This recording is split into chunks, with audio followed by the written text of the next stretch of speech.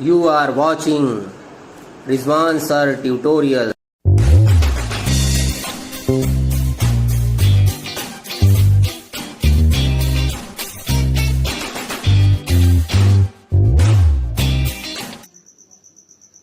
Hello champions, मैं हूं Rizwan sir, आपका दोस्त और गाइड, और मैं आपको सिखा रहा हूं प्रेजेंट इंडेफिनिट टेंस। आज ये प्रेजेंट इंडेफिनिट टेंस का दूसरा लेक्चर है। पहले लेक्चर में मैंने आपको प्रेजेंट इंडेफिनिट टेंस का पॉजिटिव सेंटेंस के बारे में बताया था और इसकी पहचान बताई थी। इसकी पहचान होती है ता है, ती है, ते है। इसके हिंदी की जो सेंटेंसेस होते हैं उसके लास्ट में ता है, ती है, ते है आता है, और हेल्पिंग वर्ब इसमें डू या डज का यूज किया जाता है, जो कि आपने देखा होगा प्रेजेंट इंडेफिनिट टेंस के पॉजिटिव सेंटेंस में हमने डू या डज का यूज नहीं किया है, क्योंकि हम लोग डू या डज का यूज निगेटिव सेंटेंस और इंट्रोगेटिव सेंटेंस में करते हैं। तो हम लोग आज निगेटिव सेंटेंस की स्टडी करेंगे। तो सबसे पहले हम लोग क्या करते हैं, निगेटिव सेंटेंस की स्टडी के लिए इसको एज कर देते हैं। आज हम लोग क्या करेंगे, निगेटिव सेंटेंस की स्टडी करेंगे। निगेटिव सेंटेंस, निगेटिव सेंटेंस क्या होते हैं? निगेटिव सेंटेंस, निगेटिव सेंटेंस का जैसे कि नाम है निगेटिव। निगेटिव का मतलब है कोई नकारात्मक वाक्य, मतलब ऐसा सेंटेंस जिसमें नहीं हो रहा, नहीं आ रहा हो। जैसे वो नहीं खेलता है। इसी तरीके से इसमें क्या होता है, इसमें निगेटिव सेंटेंस में हेल्पिंग वर्ब हम लोग डू या डज का यूज करेंगे, ठीक है। और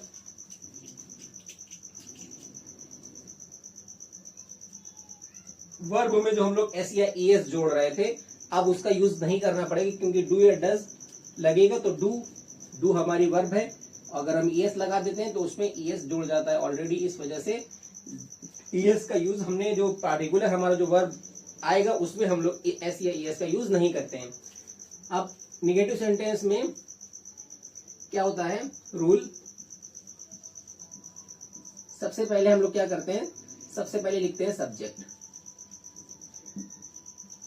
सब्जेक्ट सब्जेक्ट के बाद में हम लोग क्या करते हैं, डू या डज, फिर उसके बाद में नॉट लगाते हैं। उसके बाद में लिखते हैं वर्ब की first form.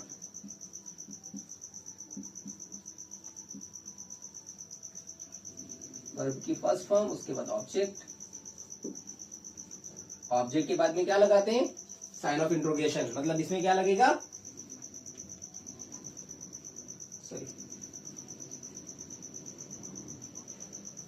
Interrogation, punctuation mark.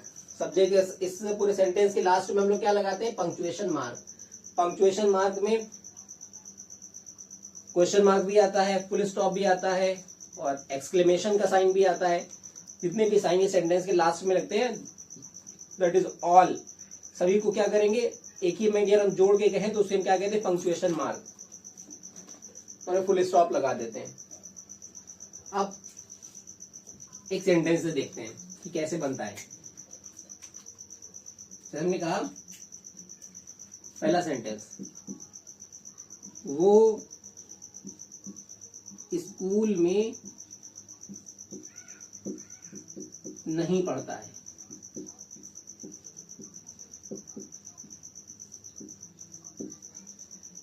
सबसे पहले हमने सबसे लास्ट में लिखा, इसमें क्या है, ता है। सबसे लास्ट में क्या लिखा है, ता है, मतलब ये कौन सा टेंस हुआ, प्रेजेंट टेंस हुआ। ये प्रेजेंट टेंस की पहचान क्या होती है, ता है, ती है, ते है आता है लास्ट में। तो इसमें लास्ट में ता है आया है, इस वजह से ये कौन सा टेंस है, प्रेजेंट टेंस,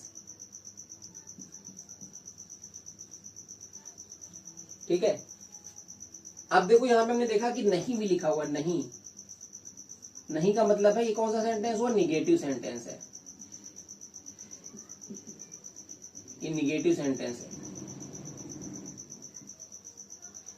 और निगेटिव सेंटेंस का रूल फर्स्ट क्या है हमारा, कि हम सब्जेक्ट के बाद में डू या डज लगाते हैं, और फिर उसके बाद में नॉट, फिर वर्ब की फर्स्ट फॉर्म, फिर ऑब्जेक्ट। अब डू या डज हम कैसे, कहां पे लगाते हैं डू या डज, अब देखते हैं हम लोग क्या कहते हैं। सबसे पहले अगर हमारे सेंटेंस में ही आया, ही या शी या इट ये कोई भी सिंगुलर नाउन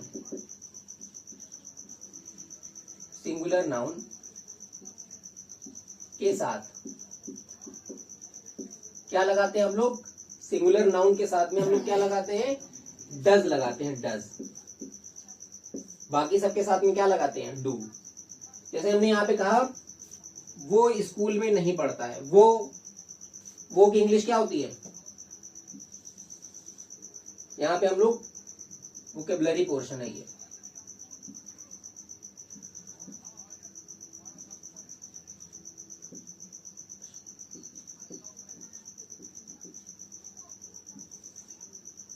अब वोकैबुलरी में क्या है? इसमें ही को इंग्लिश में होता है, उसको हिंदी में क्या कहते हैं? ही। इसको हम क्या कहते हैं? वो। पुरुषवाची का मतलब पुरुषों के लिए ही का यूज होता है। अगर वो की बात आ रही है तो वो अगर पुरुष के लिए कहा जा रहा है तो हम लोग उसके लिए क्या यूज करते हैं? ही। स्कूल, सभी को पता है, स्कूल में पढ़ने जाते हैं, स्कूल के बारे में तो सभी को पता है। मे की इंग्लिश होती है इन। इन का मतलब होता है मे। इन का मतलब होता है मे या अंदर। फिर पढ़ना हमारा क्या है? वर्ब है। पढ़ना, रीड, READ, रीड, ये हमारा क्या है? वर्ब है। रीड, पढ़ना। अब देखो, रीड वर्ब है तो वर्ब की फर्स्ट, सेकंड, थर्ड फॉर्म होती हैं। तो इसकी रीड की फर्स्ट फॉर्म होती है रीड, सेकंड फॉर्म होती है रेड, थर्ड फॉर्म होती है रेड। अगर ING लगा देते हैं तो क्या हो जाती है? रीडिंग।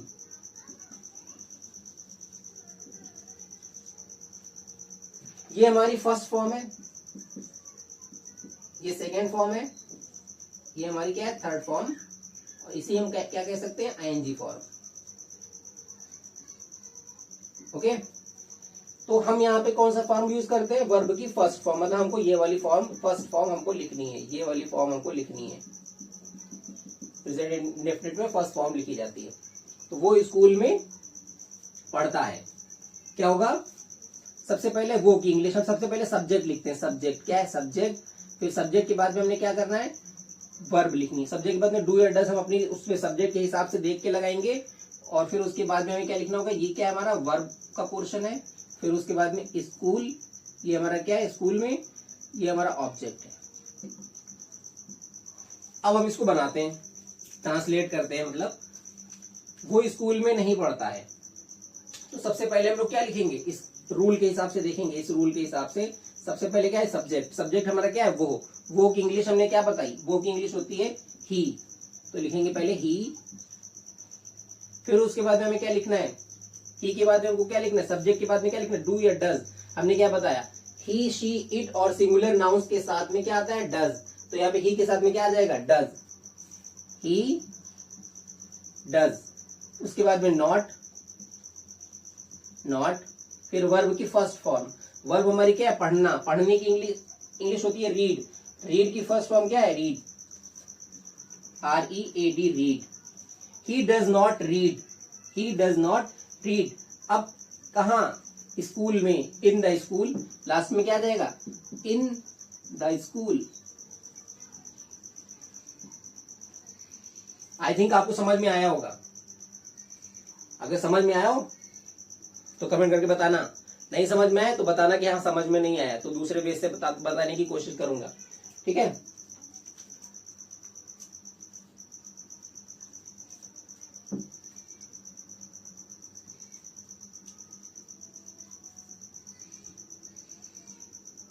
अब हमारा दूसरा सेंटेंस है, मैं घर में नहीं रहता हूं।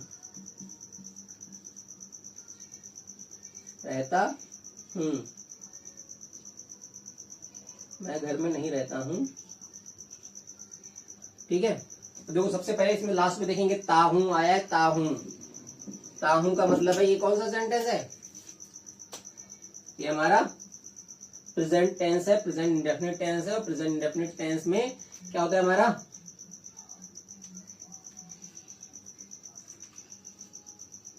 प्रेजेंट टेंस का ये कौन सा इंडेफिनिट पार्ट है, इंडेफिनिट, ठीक है। प्रेजेंट इंडेफिनिट टेंस में हम लोग क्या करते हैं, हेल्पिंग वर्ब हम लोग डू या डज लगाते हैं। सबसे पहले इंग्लिश में देख लेते हैं क्या हमारे पास, मैं घर में नहीं रहता हूं। मैं को इंग्लिश में क्या कहते हैं, आई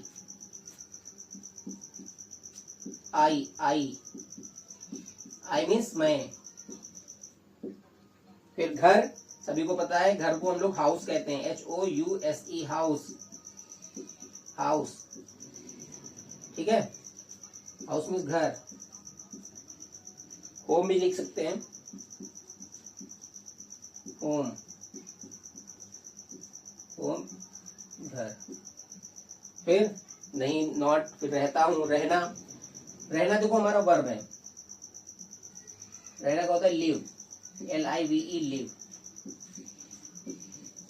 लिव मीन्स रहना। और ये जो कि हमारा वर्ब है, तो वर्ब में हम लोग क्या करते हैं, वर्ब की फॉर्म्स होती हैं, फर्स्ट सेकंड थर्ड। तो इसकी फर्स्ट फॉर्म होती है लिव, LIVE लिव। दूसरी फॉर्म होती है lived, LIVED lived. Third form होती है LIVED लिव्ड। और LIVING लिविंग, ING फॉर्म, ठीक है। तो हम लोग कौन सी फॉर्म यूज करेंगे, फर्स्ट फॉर्म का। ये हमारी फर्स्ट फॉर्म, ये सेकेंड फॉर्म, ये थर्ड फॉर्म और ये ING फॉर्म।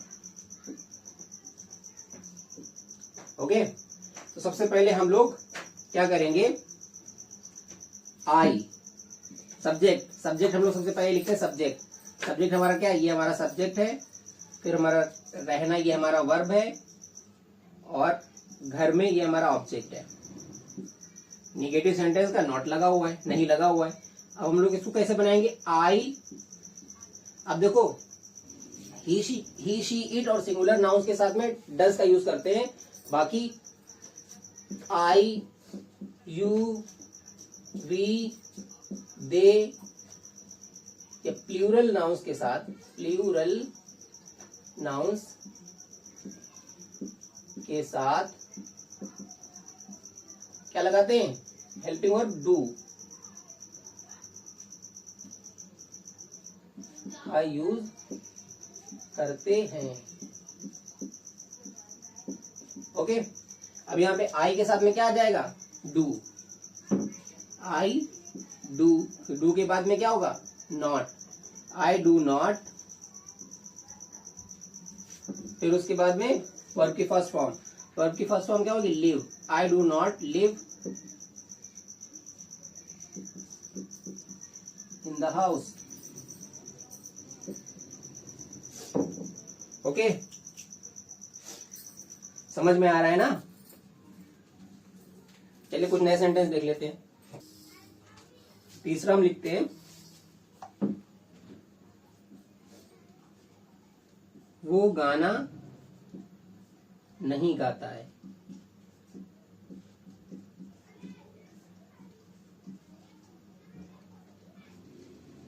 पॉज करके इसको करने की कोशिश करें, वो गाना नहीं गाता है।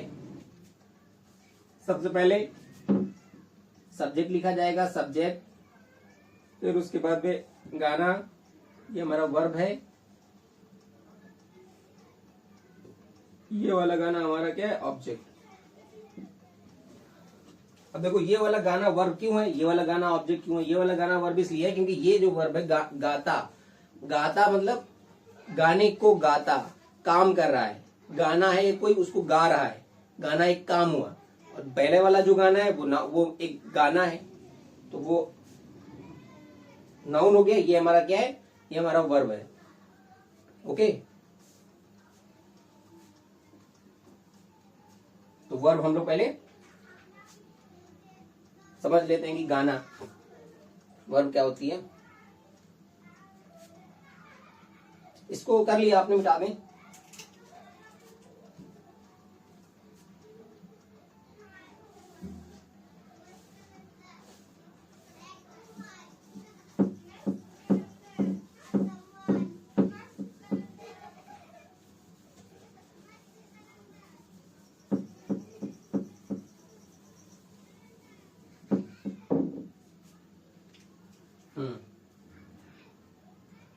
वो की इंग्लिश हमने आपको बता ही दी है, गाना। सिंग, SING, सिंग।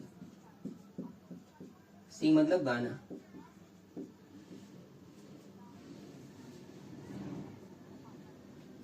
और ये सिंग हमारा क्या है, ये वर्ब है। इसकी फॉर्म होती है सिंग,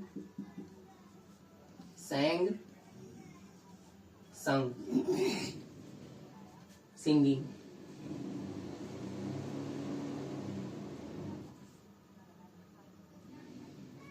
सिंग हमारी first form, sang second form, sung third form, ये NG। ओके, अब हम लोग क्या करते हैं, सबसे पहले देखेंगे हाँ गाना, सॉन्ग, सॉन्ग, सॉन्ग जो लिखा हुआ है वो हमारा गाना सॉन्ग है, और जो लिखे हुए गाने को गा रहा है दैट इज सिंग। तो यहाँ पे क्या, वो गाना नहीं गाता है। हमें इसकी हिंदी, इसकी इंग्लिश पता हो गई, इसकी भी पता हो गई, इसकी भी पता हो गई। अब हम लोग इसको अपने रूल के हिसाब से उसको रख देंगे। रूल हमारा क्या कहना है, सबसे पहले हमको क्या रखना है, सब्जेक्ट। सब्जेक्ट क्या है, वो हम क्या करेंगे, ही। फिर उसके बाद में क्या लगाएंगे, डू या डज। ही के साथ में क्या लगता है, डज। हमने तो आपको बताया था ही, शी, इट और सिंगुलर नाउन्स के साथ में डज। ठीक है, हमने डज लगा दिया। फिर उसके बाद में नॉट, ही डज नॉट। फिर उसके बाद में क्या, वर्ब की फर्स्ट फॉर्म। वर्ब हमारी क्या है, सिंग। सिंग की first form sing. He does not sing a song. Okay, उम्मीद करता हूं आपको समझ में आ रहा होगा। अगर समझ में आ रहा है तो प्लीज मेरे चैनल को लाइक करें। ये आपका अपना चैनल है, आप इसको लाइक भी कर सकते हैं, सब्सक्राइब कर सकते हैं, और कमेंट करके मुझे बताएं। अगर नहीं समझ में आता है तो मुझे कमेंट करके बताएं। और इसमें जो पार्ट आपको नहीं समझ में आ रहा है, जैसे आपको ये वर्ब, ये सब्जेक्ट, प्रेडिकेट, सब्जेक्ट, और ये वर्ब, ऑब्जेक्ट, ये नहीं समझ में आ रहा है तो मुझे बताओ, तो मैं कमेंट करके कहेंगे आप, तो मैं आपको एक इसके लिए अलग से वीडियो बना दूंगा, जिसमें कि क्या होगा, मैं इसको डिटेल में समझाऊंगा कि सब्जेक्ट और प्रेडिकेट इसमें होता क्या, इस सेंटेंस के कितने पार्ट्स होते हैं, इसको किस किस पार्ट्स में डिवाइड किया गया है। ये मैं तो प्लीज इसको लाइक करें, सब्सक्राइब करें। Thank you, thanks for watching.